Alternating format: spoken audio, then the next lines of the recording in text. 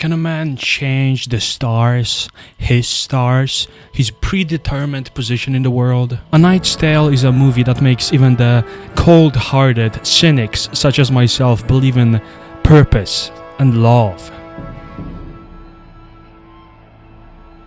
The movie begins with our three main characters, the Fattas, the redhead, and William, standing over the body of their deceased master who's been attending jousting tournaments. They were kind of like the technical crew for him. You know, the Formula 1 people that change the tires for like the cars, and that's basically what they were doing, but for jousting tournament knights. Not one knight who's dead now. Well, they haven't eaten for a couple days, and they're leading apparently 3 lances to 0, which means all that the guy had to do is just to show up and not get knocked off the horse, and he would have won. So William proposes that he will just ride in his place. He will just pretend to be Sir Ulrich.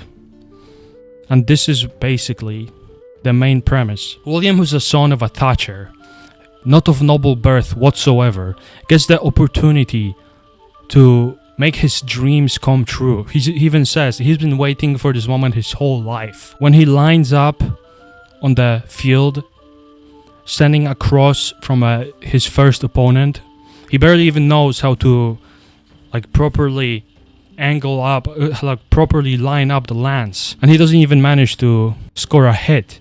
But he doesn't fall off the horse, he wins. And that's the moment where he sees the opportunity to just keep going. They won like one of these fucking golden feathers, which obviously if they were actual noble birth people, like no actual nobility aristocrats, they wouldn't sell that, but they would just keep that as a trophy. But they sold it because, you know, they're broke. But this is where William proposes a sort of a alternative. He can just keep pretending to be Ulrich, right? Because to him, he's got nothing to lose. He even says so. He'd rather be dead than... He'd rather die than be nothing. And then the fat-ass guy points out the fucking gallows standing right behind them in that scene and says, this is nothing. But this sort of attitude, I can get behind that. Either you try hard and gamble everything, or you die. You can't really do that in modern world anyway. Like, what are you gonna do? A heist? That's fucking stupid. That's never gonna work. After our long and extensive argument, William manages to persuade them, and there's a cool fucking training compilation where he just keeps missing the fucking circle that they hanged on some line for him to hit. Eventually he gets it right, and they set on a journey to the next spot, the next tournament place, event place. And this is where the fourth kind of our main character to the story shows up just fucking naked. This fucking gambler writer who's gambled all of his clothes away is just walking, you know? He's just fucking walking as they argue. And they ask him what the fuck is going on, and he's like, oh, you know, I'm a writer, and I was robbed. He wasn't actually robbed. Spoiler alert, he actually gambled it all away. But turns out that he has a very important resource that he can provide. If they give him some clothes, he can provide William with noble birth patents, which he needs to even join the tournament. He needs to, you know, prove that he is a descendant of aristocrats, not just some peasant, which he does. He masterfully fakes the paper. You can see it is pretty fucking cool, pretty Sigma. Actually, all of the sort of like small items in this movie are really well done. And this movie is from 2001 or something, so there really wasn't much of CGI going on. You can see all these areas and things were actually built for the movie set. They actually built most of these things, you know. You can see on the gallows, for example, that the guy doesn't even actually have the rope looped around his neck. It's something like holding him from the back, but it's so cool that it actually, you know, like, how did they even get these birds to sit on it? Maybe that's CGI, I don't know. That wouldn't be, I guess, that hard to just green screen that. But I really can't tell. I don't think it's CGI. I just don't think it's CGI. It's 2001, dude. They had to actually get a bunch of trained birds and put them there. And then as William rides into the city, sort of a small musical takes place, which usually I cringe at movies, but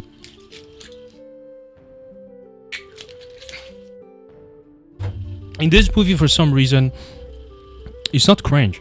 Even at the first time it happens is actually at the very first sort of a 1v1 duel, jousting duel, when William rides in Urlik's name, basically, for the very first time. All the peasants start going like that song. This movie does this thing a lot, where it connects sort of modern songs or themes into a medieval setting. Usually it's cringe again, but this time it isn't. It's just nice and neat, and it didn't age poorly. It's fucking cool, dude. I'm a huge fan of this movie. So as he rides into the town, he spots his love interest. For the very first time, he spots a mysterious woman. She has a dress, but she's also got some kind of a cone on top of her head, some sort of a Obama cone type shit going on, like a pope. She does something at the temple, I'm not quite sure. He gets enamored to the point where he rides into the fucking church on a horse and doesn't realize that he did that. So he gets screamed at by a priest. And yet still, she doesn't reveal her name, so he doesn't even know her name. She remains mysterious, She probably thinks he's just some like fuckboy knight that's gonna be like, yo, check out my properties, check out my extensive noble like lineage. So next he just keeps going. He's actually fearless. He just goes, dude. He doesn't give a fuck if he lives or dies. He just wants to win. It's actually really cool how you can see how the redhead and the Fatahs, they're cheering him on every single time. You won't see other groups of like these technical guys doing it for the other knights, because the other knights, obviously, they see them as, lower beings, sort of worms. They're not tight like William is with his crew. They're not part of the same gang. But in the result of the first duel, his arm plate or whatever gets fucked, so he can't even raise his arm like above his head, which is kind of important, because the next thing he's gonna do is he's gonna attend a sword duel. He's about to do it, but then the fucking writer turns up fucking bare butt naked again, because he gambled all of his money again. He fucking lost all his money again. So Urlik takes pity on the guy and he says that he's gonna pay, but after the tournament. The writer sort of becomes William's herald. He's gonna be hyping him up. Every time he shows up, he's gonna announce him. And it actually ends up being pretty cool. It's also cool how the first time the poet guy, the writer guy does it, he kind of goes way overboard with the usage of words. He uses way too complicated words for the medieval peasantry to understand. Even I don't fucking know what the fuck he's saying. But then later on, he gets better at it, and the crowds are cheering more. He gets better and better. It's kind of a character progression. I'm a fan of that. Even it's such a small thing. It's such a small thing, but it's so good, dude. Like a wind from Geldland, he sweeps by, blown far from his homeland in search of glory and honor. We walk in the garden of his turbulence. Hey, what the fuck does turbulence mean? Is it the thing like when you're flying a plane and there's some fucking uneven winds and it shakes? Is that what turbulence is? So as much as William is not that good at jousting, he's an actual goat with the sword. Because he could actually practice actual sword fighting skills before his master died. But, it would really be pretty hard for him to practice jousting. It just takes, a horse, a bunch of lances, which are single use. So he just decimates every single op. Even though the first one catches him off guard, and even though he can barely raise his hand, he fucking obliterates everyone. He's just beating the fuck out of him. But then, back to jousting. Next time he's in a fight, his breastplate gets fucked completely. It's punctured, it's broken in half basically. It can barely hang on. He can't ride like this because he's gonna die if he gets hit there. And he's too broke to replace it. The crew is too broke. So they go around trying to find someone that's gonna do it for free, and they end up fighting a woman smith, and she becomes like the fifth person, like the fifth member of the crew. Back on the, what's it called, bleachers, the mysterious lady is just watching, like, I don't know, dude, I'm just out there, I don't really know much about the sport, and every single Damas night is like, oh well, I'm gonna win this for you, baby girl. I'm gonna win this shit for you, baby girl. She doesn't know. She doesn't give a fuck, because it's just kind of random. Like, so what that she wins? So William ends up being the only guy who doesn't promise to win the tournament for her. And since he's kind of tried to risen her up at the beginning, she gives him this fucking scarf or whatever the fuck this is. So he kind of ends up scoring by not simping. You know, something to take into account next time you're in a situation like this. Next time you're fighting a jousting tournament, do not propose it to win for your love interest, because it really is not worth it, dude. Do it for yourself. That's what I do. Okay, so this is where the main evil guy, main enemy, main op is introduced. Really not much is known about him, other than his name is Count Adamar or whatever. Count, which means he owns a county, you know what's a county. And he's a leader of a free company, which basically makes him a mercenary. And the actor, he just does a great job of acting without acting. Just when the camera zooms in on his face, he has kind of this dead, like a battle-hardened stare, where he's just like, he's seen some shit that made him into just a cold-blooded motherfucker. He does it all without really acting, or without the movie doing much of an exposition for him. He just looks like the kind of fucking guy that's been through a bunch of wars. Then they changed him. He's an elitist too, which instantly sets off like a red flag for the mysterious woman, because obviously he tries hitting on her as well. So the main evil guy, he does the meme, you know that ancient image of a guy sitting on like a basketball court, or like a basketball fucking match. He's sitting with a woman with a like arm looped around her, and he's like explaining it to her, you know what I mean? That's basically what the evil guy does, and she doesn't really care. It's just like, you know, not something she's interested in. Like, imagine a girl explaining to you, like, how to fucking properly, like, add makeup to your eyes, like a fucking eyeshadow tutorial makeup or something. It's like, okay. You might listen just because you like her, and that's basically the only time a girl is gonna listen to you explaining fucking World of Tanks mechanics to her, okay? Don't do it. I know it. I learned it through personal mistakes, okay? I learned from my mistakes. It isn't good for us, because the guy actually lays out the rules of the joust. It's a neat way of the movie telling us what the rules are. A match is 3 lances. 1 point is awarded for breaking a lance on a man between the waist and neck. 2 points for breaking on the helmet. It's difficult. The helmet sweeps back. Most blows glance off, leaving the lance unbroken. And 3 points for bearing a rider to the ground. Also, should you bear a rider to the ground, you win his horse. And then at the end of the explanation, William pulls up. He's trying to riz again, but the evil guy, Count Adamar, the evil guy that he is, he just retorts with some like elitist remarks, like, "What armor? What even armor? What kind of a model of an armor you're wearing? This is like Mark III from 1399. Okay, it's bad. It's dog shit.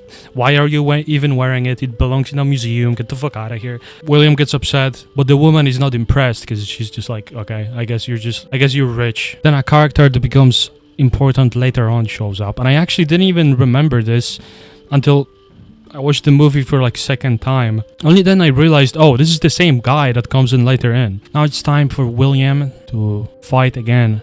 Though not before he gets announced by the very skilled poet, very skilled gambler. I first met him atop a mountain near Jerusalem, praying to God, asking his forgiveness for the Saracen blood spilt by his sword. Next, he amazed me still further in Italy, when he saved a fatherless beauty from the would-be ravishings of her dreadful Turkish uncle. He ends up fighting a guy that I actually didn't even realize that it was the same character that comes in later that's actually important to the story. He fights him, and in the process, that guy gets injured. And he says that he's gonna give up the fight, but he doesn't, he wants to do it honorably. And he asks William not to fuck him up when he does that. So they both ride and they raise their lances in sort of a mutually respectful manner. It shows the character of William, to which Count Adhemar, he just comments on it like, oh, you fucking loser. Should have killed him. You should have just killed him. Mercy is weakness.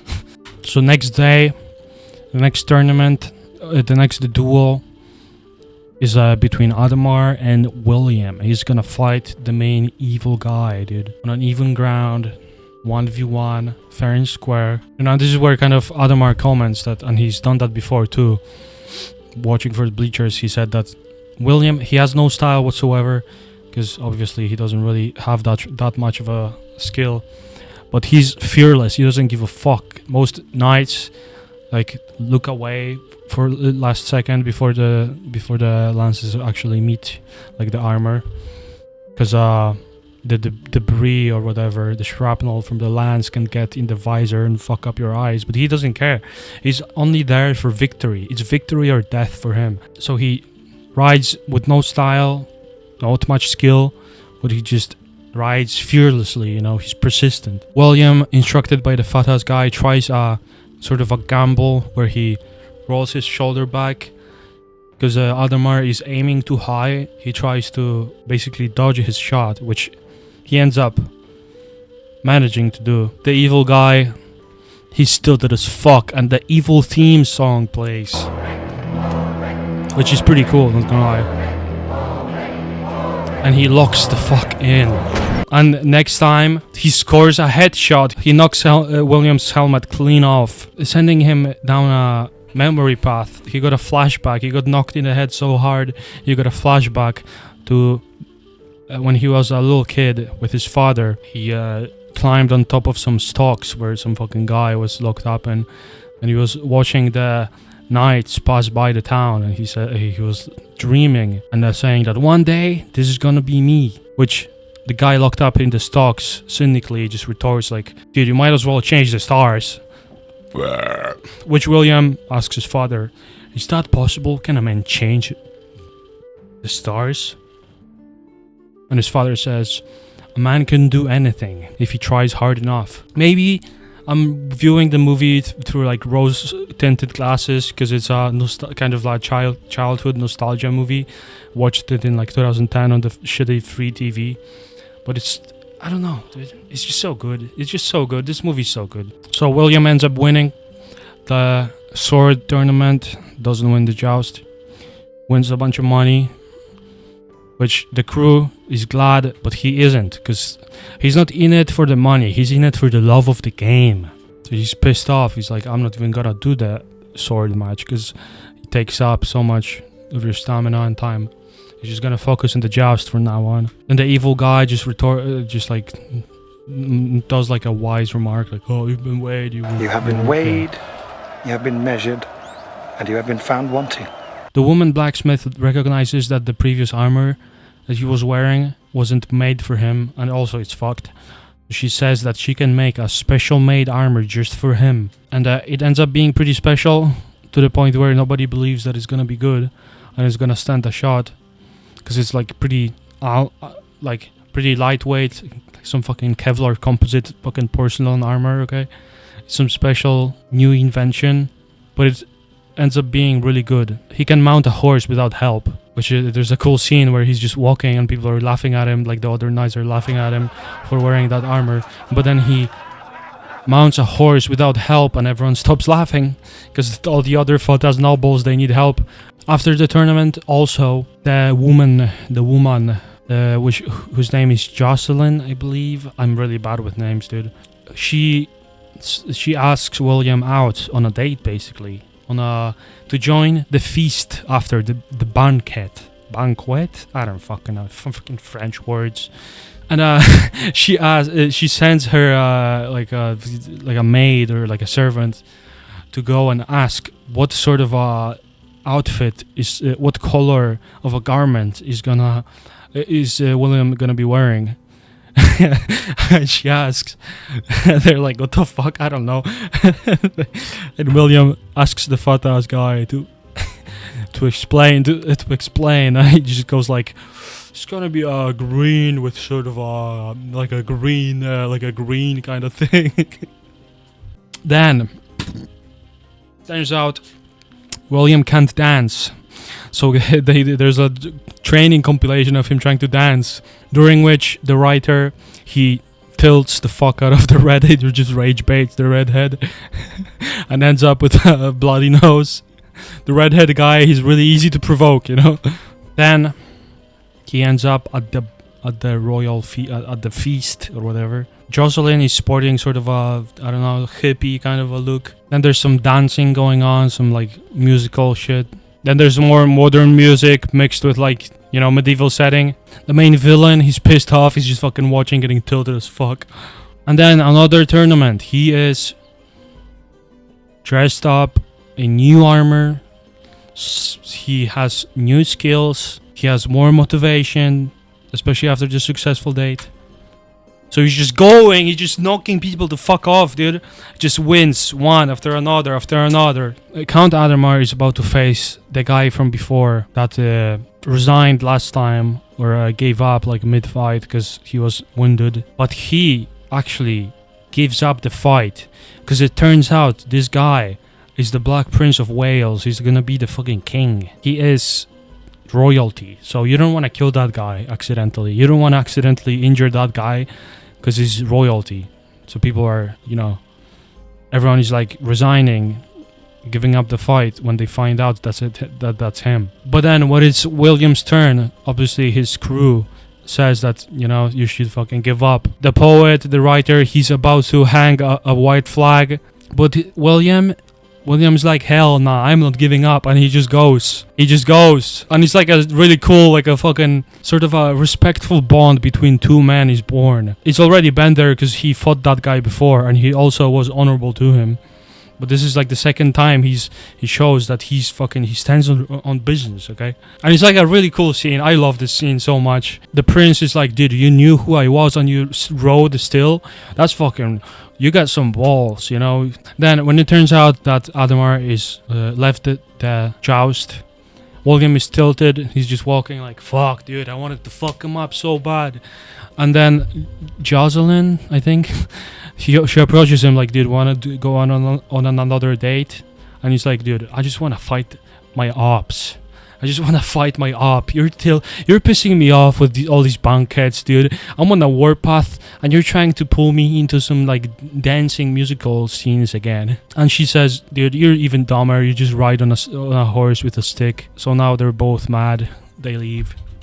He kind of fumbled, and then the next scenes are just William just fucking winning one after another after another. He just wins every single tournament because Adhemar is called back to the free companies to like actually attend like an actual war in fucking France or something. So William is just winning because there really isn't much of an opposition for him. And then there's this nice scene. It's the Southern Front, some random battle.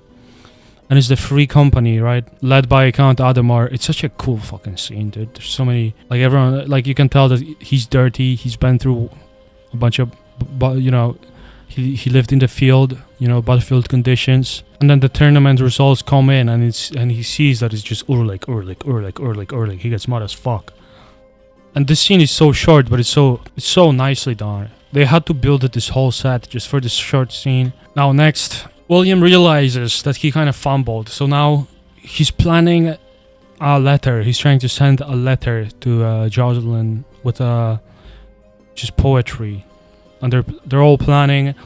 Every member of the crew kind of chips in a little bit from themselves, so it ends up being pretty good actually, especially when an actual writer is overseeing it and editing, like, you know, all the mistakes. And it ends up being pretty heartfelt. It strikes home, and Jocelyn is impressed. So she forgives him, and she will attend the next tournament, which is in France, in Paris, where William meets up with Jocelyn in some temple again, trying to ruse again. And he makes the mistake of saying, oh, I'm gonna win the tournament for you. which kind of doesn't really mean that much because he's gonna try to win anyway. So she retorts by saying, why don't you just try losing it? That will, without really realizing what it means to just try to lose it, she just says it. She probably didn't even think that he was actually gonna do it, but then he ends up actually doing it after a really good announcement made by the poet. He just stands there with the lance up and just takes hit after hit after hit until he's completely bruised. He can barely fucking stand. But it's like a cool, it's like a romantic thing, So after he gets fucked up pretty heavily, Jocelyn sends her servant, her maid or whatever, to say that actually, okay, now we gotta win. Because she realizes this is kind of crazy. So he starts winning. He obliterates everyone. And then, sex scene. Can't show it. I'm not gonna describe it. Ehrlich is all bruised up though. And then the next tournament is gonna be in London, where William is from. He hasn't been there for 12 years. He left at the age 7, where his father, the Thatcher from the flashback, he actually, sent him on a road with some knight to join the night crew. As young, William was watching the knights pass by in the town square. Now he is himself the knight passing in the night square. And as he sees some boy sitting on a bench or something, he sees himself in that boy. He's like, holy shit, I came a long way. Count Adhemar is back though, and he's gonna fight. Count Adhemar is like, I'm in a negotiation with Jocelyn's father to marry her, because that's how nobles, I guess, did that back then.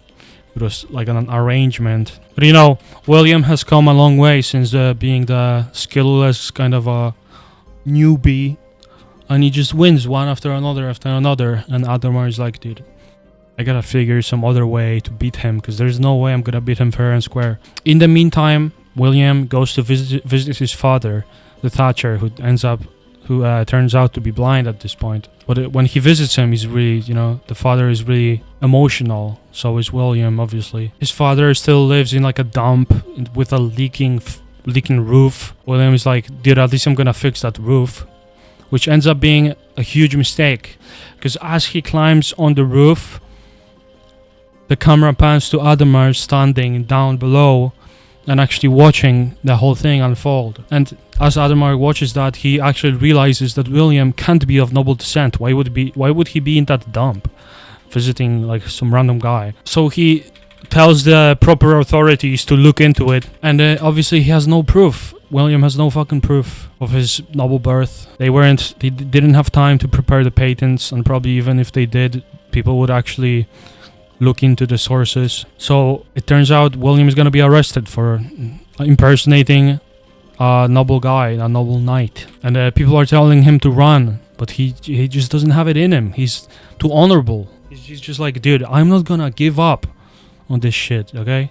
I came here to fight, I'm not gonna run. Shows his character yet again. He doesn't know when to quit. This is the only thing he's ever cared about, and he's not gonna give it up. So he gets locked up. He walks out proudly, but he gets seized by the guards, and he gets locked up in stocks, where the crowds get to throw random spoiled vegetables at him. Unlucky.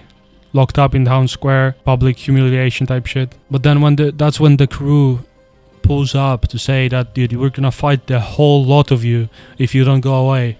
Especially the fucking the redhead. He just goes out there. He's just like a fucking little flame on his head. The hair is so red. The poet, he tries to make a speech, but nobody cares. They're just throwing shit. But now the guy that I said he's gonna become important later, he comes in dressed in fucking robes. His men pull out swords, and it turns out to be the Black Prince of Wales. He just pulls up and he's like, I know this guy, so you gotta chill out. And everyone respects him because he's the fucking prince. And since William has shown him so much respect before, shown his character, he's like, I'm gonna fucking save you. And it's just so fucking cool because he built this sort of a respectful relation with the guy, with the prince. He now comes in to save him. It's just so nice, dude. And he ends up basically making William's wildest dreams come true, because he names him an actual knight there and then. He actually gives him the thing with the sword, forgot what it's called, But he just does this, dude. It's like, I name you a knight. William can, barely. He's just like shaken, dude, by what's happening, because it's crazy. He could never imagine that this is gonna happen. And William says he's not gonna give up the fight. Now he's gonna go attend the actual joust. To which Adhemar is like, dude, okay, that sort of cheating isn't gonna cut it. Okay, well, I'm just gonna use a fucking spiked, like he's gonna actually hide an actual blade in the lance under the fist. So when it breaks, it's gonna actually pierce through the armor. His ego isn't gonna let him lose. So he scores a blow on William, pierces through his armor, fucks up his armor heavily. He can't even hold his lance up with the armor. He's almost knocked off the horse. So he's like, okay, fuck this shit. I'm gonna risk it all. He takes the whole armor off. He takes the breastplate. He takes the shoulders off. The helmet too, because at that point, who cares, dude? Either I win or I die. Victory or death at this point. And he just goes all in, risking it all. The herald, the writer, he gives him yet another hype up. The crowd is cheering. William is there wounded with no armor, about to fight. Adhemar is locked in. Lots of pressure on everyone else. I mean, lots of pressure on the two of them. And he knocks Adhemar clean off his horse. He does like a little tumble and he's on his back. He can't believe that it happened.